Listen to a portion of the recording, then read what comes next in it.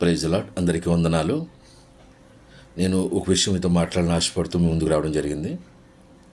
అదేంటంటే మా మా అబ్బాయికి 2 times యాక్సిడెంట్ జరిగింది. ఒక 3 months బ్యాక్, మళ్ళీ 10th April యాక్సిడెంట్ జరిగింది.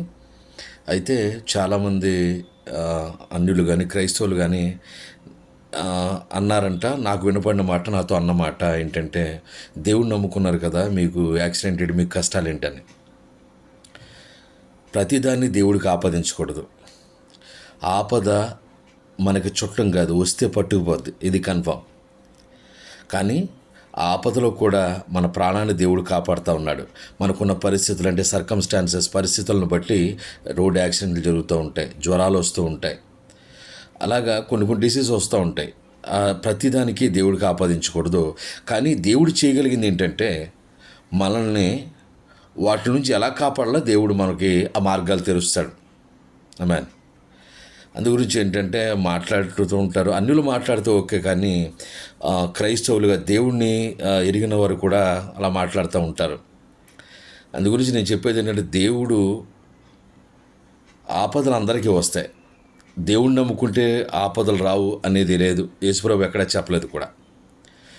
ఈ దేవుణ్ణి నమ్ముకుంటే కష్టాలు, ఆపదలు వస్తాయి, కానీ వాటిని గెలవగలిగే ధైర్యాన్ని, ఆ ఓర్పుని దేవుడు మనకు అనుగ్రహిస్తాడు. మనం అదే ప్రార్థన చేయాలి క్రైస్తవులుగా. అంతేగాని ఆపద కలిగిందనో, యాక్సిడెంట్ అయిందనో, రోగం వచ్చిందనో దేవుణ్ణి నిందిస్తే క్రైస్తవుల లక్షణం కాదు. దేవుణ్ణి ఎరిగిన తరువాత కష్టం దేవుడే పడ్డాడు, మన కొరకు దేవుడు వచ్చి కష్టపడ్డాడు. మీరు గమనించాలి. అందు గురించి దేవుడు ఏంటంటే మనల్ని కాపాడుతూ ఉంటాడు.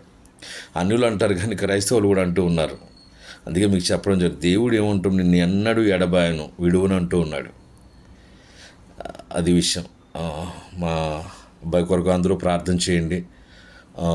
మెసేజ్లో ఫొటోస్ పిన్ చేస్తాను. మేజర్ యాక్సిడెంట్ జరిగింది.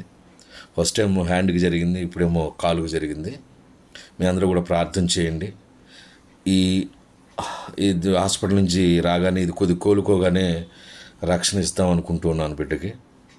కొద్ది ప్రార్థన చేయండి. అందరికీ వందనాలు. యేసు ప్రభువుల శ్రేష్టమైన నామంలో అందరికీ సర్వశుభాలు. Thank you.